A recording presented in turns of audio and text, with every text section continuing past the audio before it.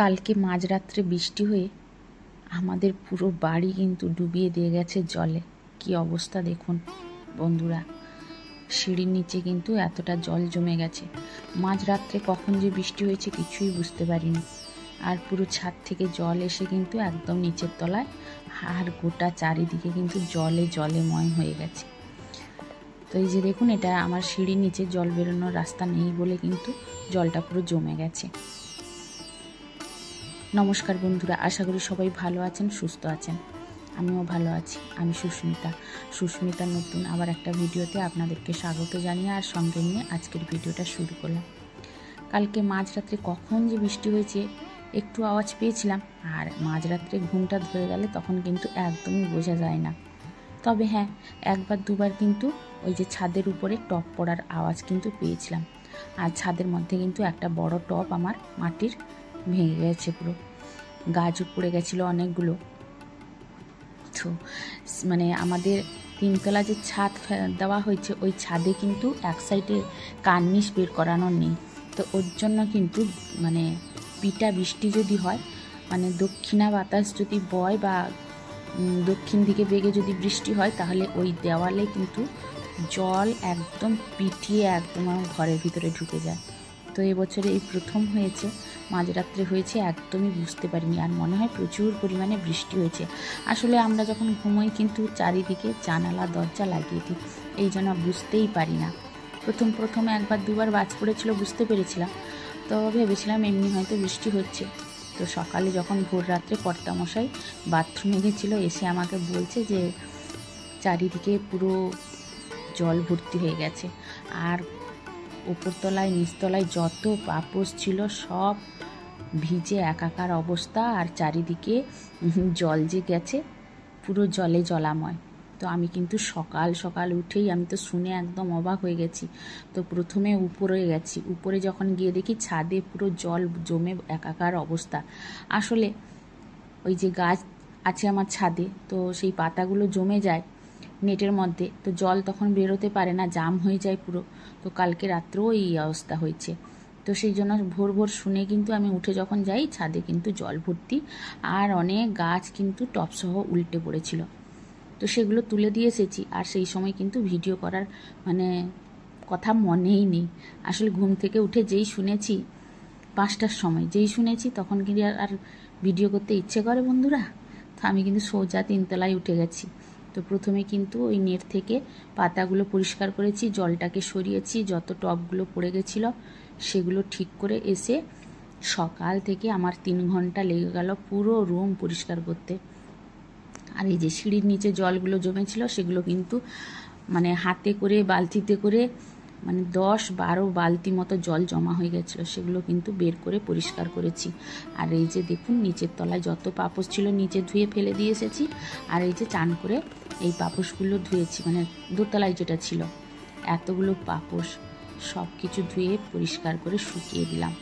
আজ কিন্তু আমার নাজেহাল অবস্থা হয়ে গেছে বন্ধুরা। এই যে দেখুন, এই টবগুলো সব মানে ফেলে দুমড়ে মুচড়ে দিয়েছে একদম। তো সেগুলোকে কিন্তু সকালে এসে ঠিক করে দিয়ে গেছিলাম। আর পুরো ছাদে একদম জল ভর্তি আর পাতা ভর্তি। আর এখনও মেঘের অবস্থা দেখুন। তবে হ্যাঁ, সকাল থেকে আর বৃষ্টি হয়নি, কিন্তু মেঘ একদম অন্ধকার হয়ে আছে। আর আমার আজকে একদম করুণ অবস্থা করে দিয়েছে। মানে এই যে পাপোশগুলো ধুতেই কিন্তু আমার হাত পা ব্যথা হয়ে গেছে।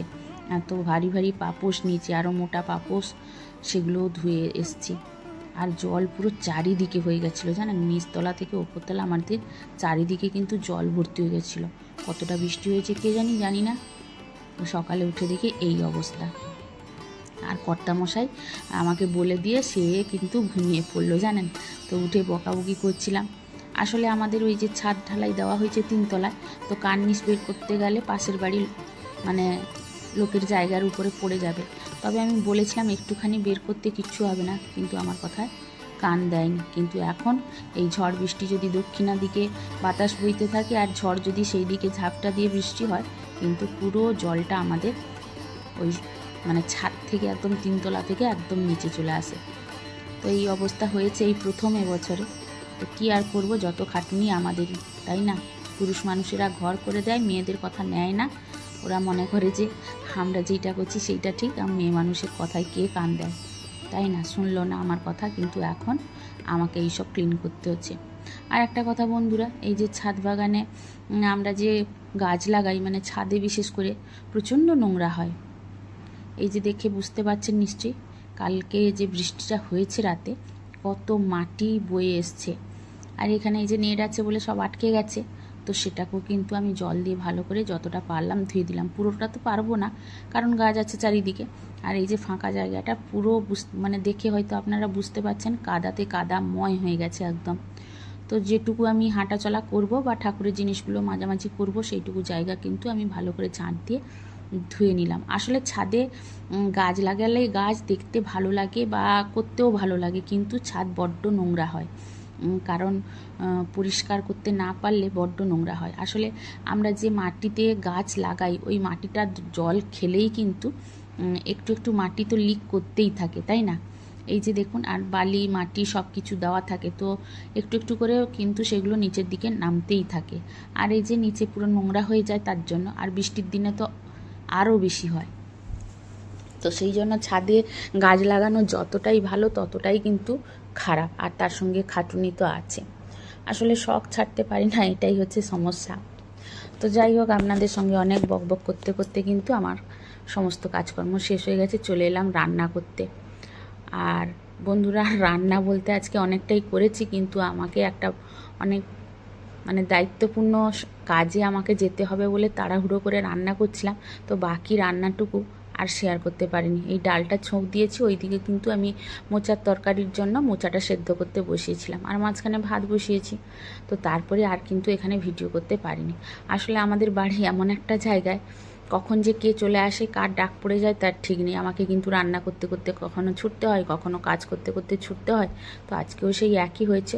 তো সেই জন্য আর আপনাদের সঙ্গে রান্না শেয়ার করতে পারিনি খুব একটা। তো তারপরে নিচে আমি সব কিছু রুম আজকে সকালে তো মুছে একদম পরিষ্কার করে নিয়েছি, আর রান্নাঘর বাকি রুমগুলোও করে নিয়েছিলাম, শুধু এই রুমটা বাকি ছিল।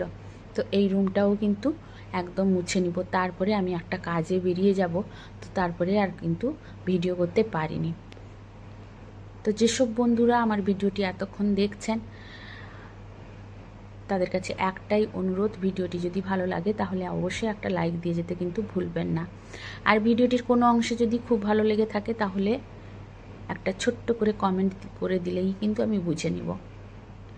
আসলে আমিও কিন্তু অনেক ঝামেলার মধ্যে আছি, মন মানসিকতা খুব একটা ভালো নেই। তাছাড়া মেয়ে মাধ্যমিক পরীক্ষা দিবে, তো তার একটু ফোনের দরকার হয়।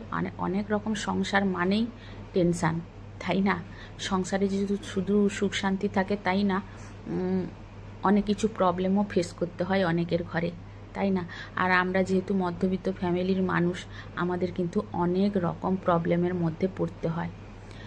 তো সেগুলোকে মানে হ্যাকেল করে সামনের দিকে এগিয়ে যাওয়া কিন্তু খুব কষ্টের ব্যাপার।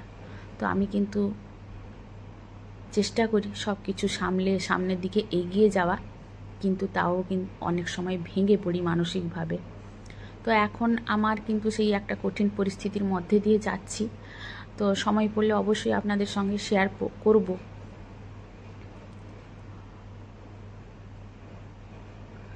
তো এই যে দেখুন, আপনাদের সঙ্গে গল্প করতে করতে কিন্তু আমার দুপুরের কাজ সমস্ত কমপ্লিট। তারপরে অন্য কাজে আমি গেছিলাম, তা মানে ওই দিন আর আপনাদের সঙ্গে কোনো ভিডিও শেয়ার করতে পারিনি। এটা কিন্তু পরের দিন বলতে এটা হচ্ছে রবিবারের ভিডিও আপনাদের সঙ্গে শেয়ার করছি। আর রবিবার ছিল আমার ওই যে পিসির ছেলে ভাইয়ের দুটো যমজ মেয়ে হয়েছে, তো তারই কিন্তু মুখে ভাত মানে অন্নপ্রাশন ছিল, তো নেমন্তন্ন ছিল। এই যে এসেছি অনুষ্ঠানে, তো সেটা আপনাদের সঙ্গে পুরোটা শেয়ার করছি না, অল্প একটু আপনাদের সঙ্গে শেয়ার করছি। কালকে কিন্তু পুরোটা আপনাদের সঙ্গে শেয়ার করব। আর এই যে দেখুন, লাড্ডু আর রসগোল্লা আমি নাম দিয়েছি, এই দুটো যমজ মেয়ে হয়েছে আমার ভাইয়ের। আগে দেখিয়েছিলাম বড় ভাইয়ের তার মেয়ের মুখে ভাতের অনুষ্ঠান, তো আজকে কিন্তু ছোট ভাইয়ের যমজ মেয়ে হয়েছে, তার মুখে ভাতের অনুষ্ঠান ছিল। তো সেখান থেকেই মানে সারাদিন কেটে গেছে। আর এই যে একটা বাচ্চাকে সামলানো যে কত কষ্ট এখনকার দিনে, নিজে দুটো বাচ্চা সামলানো যে কি করে হবে সেটাই ভাবি। মানে ওদের বাড়িতে লোক রেখেছে, মানে একজন সারাদিন কাজ করে, তাও বাড়িতে এতগুলো মানুষ আছে, কিন্তু সত্যি বলছি এখনকার দিনে বাচ্চা সামলানো খুবই মুশকিলের ব্যাপার। তারপরে অবশ্যই আপনারা অনেকেই জানেন যে আমার পিসেমশাই একটু অসুস্থ উনি, তো সেই জন্য একটু সবাই একটু ব্যস্ত থাকে ওনাকে নিয়ে। তো তার মধ্যেও বাড়িতে একটা ছোটোখাটো অনুষ্ঠান করা হয়েছে। আর আমার কিন্তু এই ছোটো ভাই আসেনি, মানে এই দু মেয়ের বাবা কিন্তু আসেনি, ও কাজের সূত্রে বাইরে থাকে, তো সেই জন্য আসতে পারেনি। ওর জেঠু আছে, মানে আমার পিসির বড় ভাই ছেলে আছে, ওই সব কিছু মেনটেন করছে। তো এই যে ঘরের মধ্যেই কিন্তু খাওয়া দাওয়া হচ্ছে। আসলে বাড়িতে কেউ করার নেই বলে ওই জন্য মানে একদম মিল সিস্টেম করে দেওয়া হয়েছিল, তো তার জন্য কিন্তু ওরা নিয়ে এসেছে রান্না করে, আর বাড়িতেই কিন্তু সার্ভ করে দিচ্ছে। তো তারপরে খাওয়া দাওয়ার পরে এই যে পিসির ঘরে বাড়ির সামনেই পুকুর আছে, আর এই পুকুরটা দেখুন, ওদের পুকুরে কিন্তু মাছ ভর্তি আছে বন্ধুরা। আর এখন বৃষ্টির দিনে চারিদিকে কিন্তু সবুজে সবুজময়। আমরা শহরে থাকি, এই সব গাছপালা কিন্তু একদমই দেখতে পাই না, আর আমি তো গ্রামের মেয়ে, তো এই গাছপালা কিন্তু আমাকে খুব ভালো লাগে। তো এখানে এসেই কিন্তু খাওয়া দাওয়া করে আমি চলে এসেছি পুকুর ঘাটে। আর এই যে দেখুন চারিদিকে কি সুন্দর পরিবেশ, মানে এখানে বসেই মনে হচ্ছে যেন আমি স্বর্গে পৌঁছে গেছি। মানে এতটাই আরাম লাগছে আর এতটাই শান্ত লাগছে। শহরে সব সময় যে একটা আওয়াজ কানের মধ্যে গোঁজে, তো সেইটা কিন্তু গ্রামের পরিবেশে আওয়াজটা পাওয়া যায় না। গ্রামের পরিবেশে মনে হয় যেন চারিদিকে নিঝুম নিস্তব্ধ, আর মাঝে মাঝে পাখির আওয়াজ, আর ভোরের দিকে আর সন্ধ্যের দিকে কিন্তু কিচিরমিচির আওয়াজ। এটা কিন্তু শুনতে অবশ্যই প্রত্যেকেরই ভালো লাগে আমি মনে করি, কারণ গ্রামের পরিবেশ সম্পূর্ণ আলাদা, আবার শহরের পরিবেশ সম্পূর্ণ আলাদা। তো যারা গ্রামে বড় হয়ে গেছে অবশ্যই তারা জানে মানে গ্রামে কতটা শান্তি আর কতটা মন মানে শান্ত থাকে। শহরে কিন্তু পুরোটাই উল্টো। তো আমি কিন্তু এখানে এলে মুগ্ধ হয়ে বসে থাকি এই পুকুর ঘাটে, জানেন তো, আর চারিদিকে দেখতে থাকি। তো আজকে এই দেখতে দেখতেই কিন্তু ভিডিওটা শেষ করছি। আর এই যে পুকুরে মাছ দেখছি বসে বসে, আর জলটাকে দেখছি, তো তার সঙ্গেই কিন্তু আজকের ভিডিওটা শেষ করব বন্ধুরা। কালকে আবার কিছু ভিডিও ক্লিপ আপনাদের সঙ্গে অবশ্যই শেয়ার করব, আমার ভাইঝির অন্নপ্রাশনের কিছু অনুষ্ঠান। আর এই যে দেখুন পুকুরের ঘাট পুরো চারিদিকে কিন্তু ওদের টাইলস দিয়ে বাঁধা আছে, যাতে ওই যে মাটি টাটি ধসে যায়, মাটি ক্ষয়ে যায়, তার জন্য কিন্তু এইভাবে করা হয়। তো আপনাদের কাদের কাদের গ্রামের বাড়ির পুকুরে এই সব করা আছে অবশ্যই কমেন্ট করে জানাবেন। তো আজকের মতো বিদায় নিচ্ছি বন্ধুরা।